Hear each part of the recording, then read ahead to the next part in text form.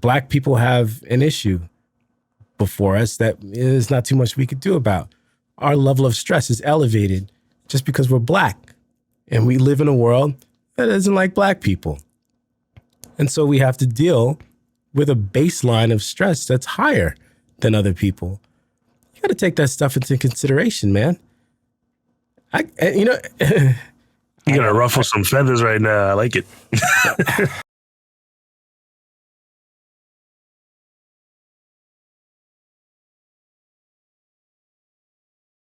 And we're recording once again. Good morning, Ken.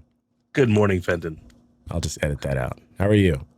Not bad. Yourself? How you feeling today? I know you were a little under the weather, so. I wasn't a little under the weather. I was almost dead. I was under the rock. But I crawled out. I made it out. And I'm here for the moment. We'll see what I do later today. Fair enough. Well, it's good to see you. Thanks, man. Yeah, everybody, we missed last week because I was not in a good place health-wise. Take care of yourselves. Make sure that you eat clean, get exercise, get good sleep. Nothing's more important than your health, not even us talking. So, pardon us for missing a week, but we're back again, and we're going to keep things rolling. So with that being said, welcome to Products of Circumstance, the podcast with Ken Skeen and myself, Fenton Joseph. We discuss mental health and mindset matters through the lens of Black men. The show is unscripted, it's unfiltered, and mostly unedited, and we choose our topics randomly. I'm not joking. I have no idea what we're going to talk about today. Only Ken knows, and he's going to tell us in a second. First, please take a moment to like, subscribe, and hit the notification. Seriously, pause the video for just a second. We'll wait. Okay, great. Thank you. Now that you've taken care of that, Ken, can you tell us what we're going to talk about today? All right. So topic of the day, which, grinds my gears. Let me stop. It will be when I'm going to use a certain term. So when number two hits the fan, everyone knows the expression, but there's certain listeners of the younger age that might be listening in. We don't want to use that word. So when number two hits the fan, and then how you deal with it, how you react to it. It's very important things. When something happens out of nowhere, how are you reacting to the situation or circumstance, and how are you dealing with it? So the reason that's the topic of the day is, so we had to call for our cesspool. We noticed it was gargling downstairs, so it's probably backed up, needs to be emptied. For people who don't know, we moved into our new house a year ago, this past January. Had the inspection done. The previous homeowner didn't want us checking out the cesspool. We figured it's probably full. She doesn't want us to see it. She doesn't want to pay the money to empty it. It is what it is. So the cesspool people come this morning, and I'm thinking maybe, if anyone's ever had a cesspool drain, $350 to $400, no problem. Go do your thing. We're good for another, 8 years.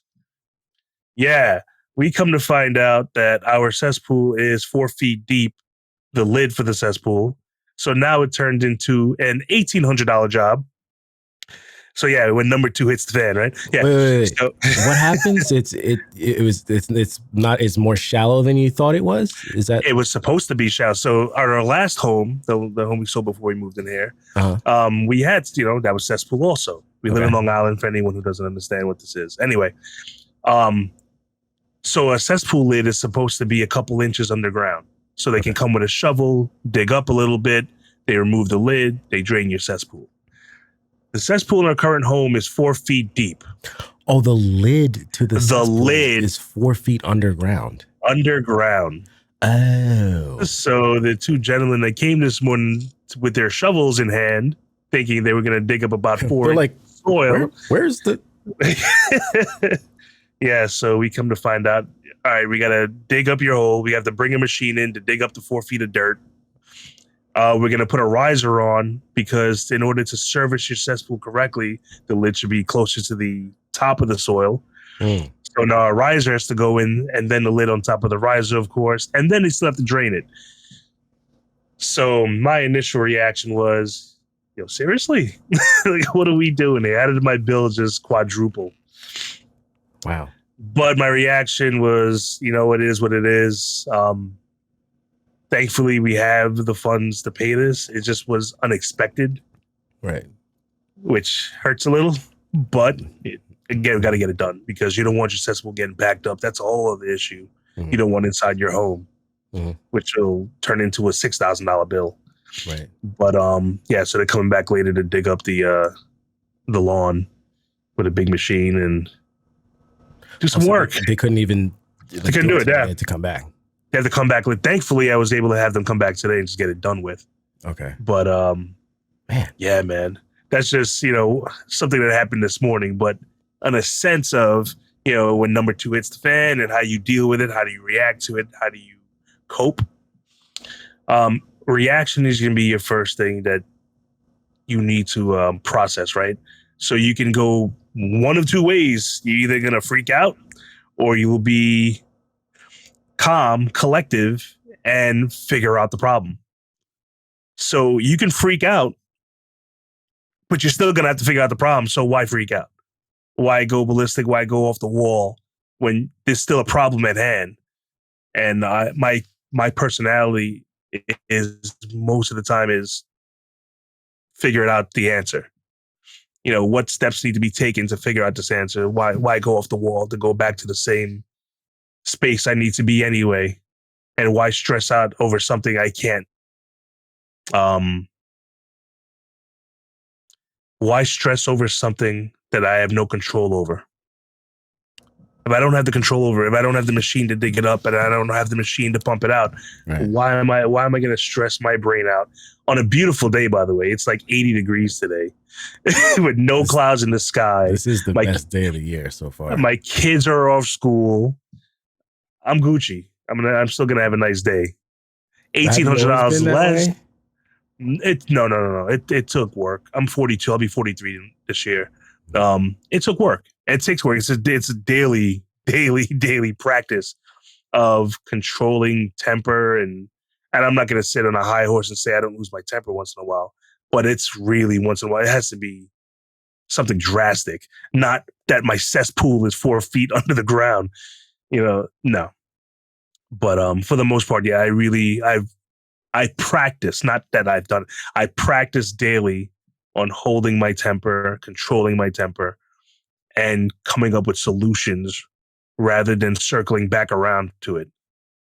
So again, it takes work. It's not easy for the most part. It's easier just to fly, take your lid off. So much easier to blow off steam, a lot easier. But what are you doing? You're bringing up your blood pressure. You're bringing up your stress levels. I don't want wrinkles on my face. I'm 42. You still no wrinkles, bro. I'll take the smile wrinkles, but nah, I'm not. Man. I'm not stressing myself out. I'm not having a heart attack because of a cesspool, or let alone a lot of other things that go on. Mm-hmm. I'm in sales. I'm in commission base. A lot of people can't handle that, right, let alone the small things. God forbid your child, if you have children, or your significant other, or whatever, someone who lives in your home with you, spill. You hear the saying, right? Don't cry over spilled milk. Yeah, it already happened. It already happened. What's your reaction to something that already happened? Go clean it up. You're gonna fly off the wall? Go clean it up. You're gonna have to do that anyway, as it's spreading. You're standing there yelling, and the milk is about to go off the edge of the table. Going off the edge of the table. Now what? That's funny. It does take practice. Look, we have 4 children. That you definitely learn how to calm yourself and not react, because your children are watching. Right. They're gonna see how you react, and then they're gonna take from that. Well, if that's how mommy and daddy react, well, maybe that's the way it's supposed to be. Because they're sponges, and even though they may leave your home and go to school and have outside friends and influences, and they're still gonna be learning from what you do and say, but mostly by how you react and what you do. What's your reaction to situations? How do you handle situations? Your children are paying attention to that. The people around you are paying attention to that. And it shows your personality. Are you able to control of your anger? So I know I'm rambling right now, but no, this is good. We got some good Instagram clips coming out of that. That rant. I like it. I had Good Friday. Good Friday just passed. And on the morning of Good Friday, I was dealing with a situation, a business situation with a client. And the client, was fine. But one of the vendors that also works with the client, they were corresponding with me via email, and they were not being very nice. The tone was just disrespectful, condescending, and aggressive. And, whatever, Twitter fingers, right? Email gangsters, they're just talking, right? Because that these people would not say these things in person. It's easy to let loose on email. And the guy is saying, call me on my line. And so I needed to go. I was getting ready to preach on Good Friday. Okay. The last 7 words of Jesus. I had word number 4. And I was getting ready to leave to drive down and go preach, man. And, I'm trying to be in a good headspace. It's also a Friday. It's a work day. I have my own business. And, there's a client situation that I needed to tend to. So I said, let me stop the emailing and let me just call directly and hash things out before I get on my way so I can be done. And I get on the phone with this guy, and he just continues with the aggressiveness and the disrespect and the condescension. And as a professional, I want to have, clear and concise communication with people, and all the other stuff is just fluff. So I said, hey, listen, your tone is a bit out of line, and it's not productive. We're not going to get anywhere, if that's the way that you're going to talk. Let's bring things back down and, carry on the conversation. That's my reaction. I'm like yourself, I'm in my 40s. I've been around the block, and, 2 people yelling at each other, you're not really saying anything. No one's listening. You don't get anywhere. So I said, let's pump the brakes. I understand your frustration, but let's be civil. So I tried, Ken. I tried to make it work. And this guy keeps going on and on and on. And I have to keep on asking him to bring it back down. And at the end of the conversation, he asks me to send a summary via email of the conversation we just had. Not outlandish for him to ask to do that. I just can't do it right now because I have to leave to go to church and preach on a Good Friday. It's Easter weekend. This is like the Super Bowl for Christians. Okay, it's kind of important. I'm saying that so people have an understanding of the gravity. Like, if you're a Christian, like, this is the whole thing hinges on this. He either rose or he didn't. I got to go do this thing.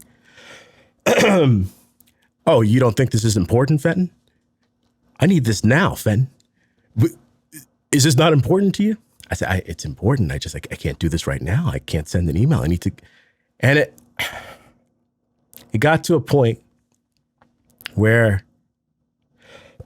excuse me, I wouldn't say I lost my cool, but I will say that, he got a reaction out of me. Let me tell you, if he wanted me to call so he can get a reaction out of me, he did eventually get a reaction out of me. And I told him, I said, I'm a CEO of a company. I don't know who you are. I don't know what you do, but I'm not going to have somebody bully me and tell me this is what you're going to do, Fenton. And when I say jump, you say how high and all this other stuff. I said, well, I'm not doing that. And whatever you have to do, you do. Whatever that means to you, fella, you go do it. Fella. I'm going to be okay. I'm going to go to church and I'm going to do me and do what I got to do today, but I need to go. And that was the end of the conversation. I was very proud of myself because, excuse me, a couple of years ago, even just a couple of years ago, honestly, I'd have spent a lot more time on the phone and I'd have done a lot of yelling. I wouldn't say I was yelling at him. I was stern in my rebuke, but I wasn't yelling and I wasn't going in, you know. There was a time in my life where I would have just lost it. You know, I don't use profanity anymore at this point in my life. There was a time where I would have been on the phone with that guy going absolutely haywire, trying to prove my point and pump up my chest and show that I was right. And this is the message of the story. This is the moral of the story. The reason why it took so long to go through all that detail. I found out that the call was being recorded after the fact. Wow. I found out the call was recorded. And I was very proud of myself that I stayed professional and kept my composure and was able to say, you go back, play the tape. That person was out of line and I kept it where it needed to be. And, you know, the things that we do today, the way that we respond to things today, when things hit the fan, you want to be able to look back tomorrow, you know what I'm saying, and be proud of the way that you responded, you know, and feel like what you did, you don't have any regrets about. I have no regrets about the conversation. Ken, no regrets. No regrets. No regrets. I've had to I've had to let go of regrets and forgive myself for conversations that I've had in the past where I thought I was right. You know what I'm saying? But it was just me serving my ego. And then the next day or the next week, the next year, look back and being like, wow, man, the way I reacted to that was totally wrong. And in the wake of my, you know, serving my ego, I've hurt people. I've disappointed people. I've burned bridges. I've burned down rooms and institutions, you know, for what? So I can make myself feel better in the moment. I would say, man, it doesn't take a strong person to, you know, to fly off the handle. It doesn't take a strong person to punch somebody in the face. It takes a strong person to keep your composure, keep your hands to yourself, you know, be the cooler head, take the high road, you know, like Michelle. That takes a lot of strength. That takes a lot of ego suppression. And it's my wish and my prayer that everybody would figure out what their triggers are, what causes them to react, you know, in a way that they're going to regret later, and then figure out why they react that way, because there's something inside of you. You know what I'm saying? I was listening to a conversation on Social Proof the other day with David Shands, and he had a guest on. I can't remember his name right now, but he was talking about why he's always upset about being late. And the reason why he's upset about or obsessive about time is that when he was young, his moms, they both said this, his moms would be late dropping them off to school for everything. Anywhere they went, they would be late. Basketball practice, whatever, the school dance, whatever it is, they're always late.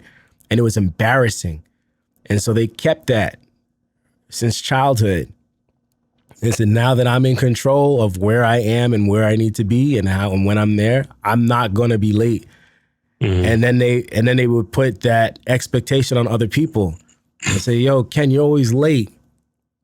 Why are you always late? You need to be like me. But of course, that's a problem because you didn't have my lived experience. You know what I'm saying? Growing up. So you may not care if you're a minute late. And you know, maybe nobody else cares if you're a minute late. Maybe, you know, it's just my thing, right? And so, you know, we all have to do that work to understand what it is that triggers us, why it's triggering us, and are we putting our expectations on other people? You know, so when my daughter does something that I don't like, if I fly off the handle, I gotta check myself because she didn't make me do anything. I can't put that on her and say, oh, you made daddy mad. You made daddy sad. You made me do this. You know, you didn't make me do anything. You did something. It triggered something in me that was already there. And it's my responsibility to identify why I'm responding that way, not a 4-year-old's. She's not my psychiatrist. It's not her job to figure that out. I got to figure that out. And I love what you said about you're being watched by your kids, by your spouse, by the people in your job, by everybody in your life, how you react. And, I have many stories where I've been the person who was the only cool head in the room when in crazy situations. And it came back to me, Fenton, the way that you responded in that situation, we really appreciate that. We saw that, and that matters. And, things come from that, whether it's respect and admiration, whether it's opportunities, because people see that you could be trusted to be in, intense situations. I always say I'm a wartime general, man. These days, nothing really bothers me, because also nothing is like life or death for the most part. Right. Nothing that crazy that is worth it. And I'll just say this last thing. Stress is a killer. Stress, it really is, though. Stress will kill you. People develop all types of issues, in their bodies, diseases, and it comes from stress. The food is one thing, but your doctors will tell you, you need to de-stress your life. You could eat really well and have a super stressful life and develop the same diseases that somebody who eats really poorly does. At the end of the day, you got to be happy. You got to be at peace. And if, every little thing, or even if it's one thing, but it's frequent enough, sets you off crazy, like you're going to have a lot of stress in your body, and that's going to manifest. I don't care what anybody says. You don't have to believe it if you don't want to. This stuff is science. Go read a book, watch a YouTube video, look it up. Stress causes disease. And if you can reduce stress in your life, a big part of that is how you respond to stuff. Black people have an issue before us that is not too much we could do about. Our level of stress is elevated just because we're Black. And we live in a world that doesn't like Black people. And so we have to deal with a baseline of stress that's higher than other people. You got to take that stuff into consideration, man. You're gonna ruffle some feathers right now. I like it. I feel like I don't want to ramble either. Oh, wait, time out. I'm not gonna cut you off, but I am gonna cut you off. So if anyone was triggered by that statement that, as Black people, we have a higher stress level, you have to figure that out for yourself. I just want to circle back to when you were saying triggers. This is myself as well. Like if you have something that triggers you, statements, you have the thing going in Florida right now with certain books being banned. If that stuff triggers you, maybe you have to look inside yourself, because no one should be responsible for what triggers you. That's on you. You need to seek help, maybe look inside, maybe meditate. But if you're being triggered by certain statements or words that are being said, you need to look in your own soul and figure out why you're triggered. And maybe you need to speak to someone professionally to figure out what happened in your past or present that makes you triggered by certain statements. As Fenton just said, I'm sure there's gonna be people listening in saying, what do you mean you're more stressed because you're Black? What does that even mean? Step in our shoes for a sec.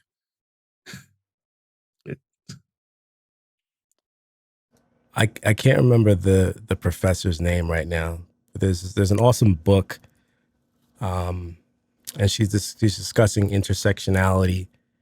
And during the course of one of her discourses about her book, she says, I could talk about this stuff all day. If it bothers you to talk about it, perhaps you should ask yourself why that is. And I love when she said that, because nothing in and of itself is generally offensive or even taboo, generally speaking. So when we have conversations about certain topics and you find yourself in an uncomfortable position, and I'm so glad that you pointed that out, or feeling uncomfortable or awkward or even offended, again, like me talking to my child, it's something in me that was triggered. It's not the other person. This is exactly what we're talking about when things hit the fan. And by the way, I've got a story about a friend who has family members who were talking about a sensitive topic, okay, around race. And a couple family members were very offended and they lost it. Things went really left. I think it was at like Christmas. And they have to ask themselves, what was it that was so offensive? No one was saying you're a racist. No one's saying anything about you. We're talking about the topic of the day. And so, these things are important because if you find yourself with like a hair trigger, where you're going through life and things just bother you, and I never, I can't believe it. Like, what? Like you have to get, I don't know, whatever, I'll just say it. You have to have thicker skin. Mm-hmm. Things are going to hit the fan all the time. You never know. Today it's the cesspool. Tomorrow, somebody's diagnosed with cancer. Oof. The next day you lose a job. The next day your house burns up on fire. We were kids and we had our house caught on fire, man. It was like we were chilling. The house was fine. And then it's on fire. It's not fine anymore. But how do you respond to that? Mm-hmm. Does it completely derail your life? I was talking about Black people having a higher baseline. And I was saying that, we in particular have to be mindful of the stressors and the triggers that we have in our lives.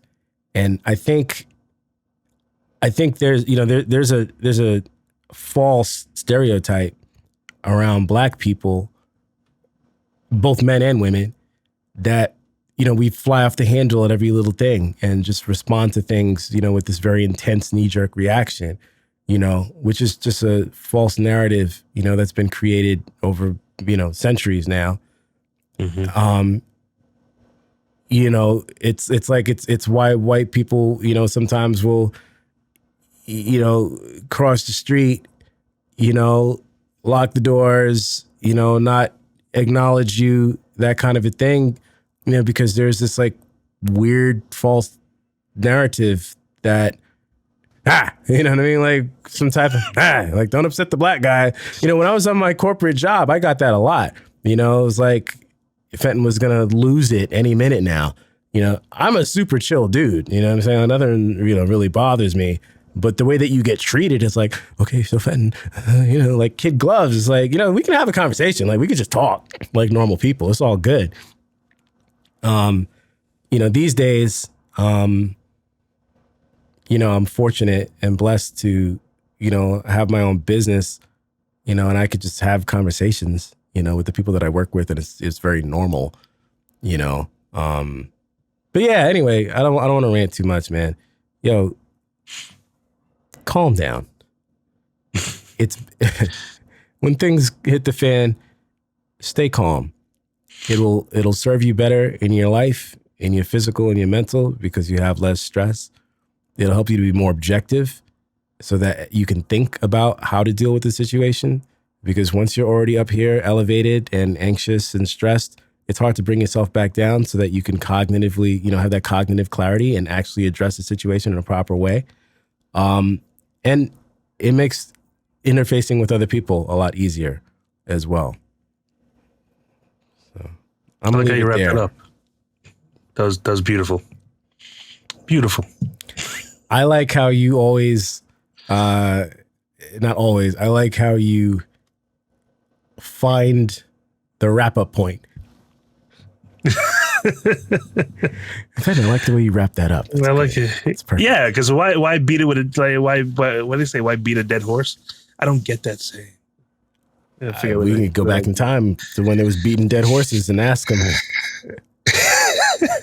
But I say that because it's a skill. Like it's amazing that you can, filter through all the nuance and stuff. And it's like, this is a good place, to give people enough. We've given them enough to think about.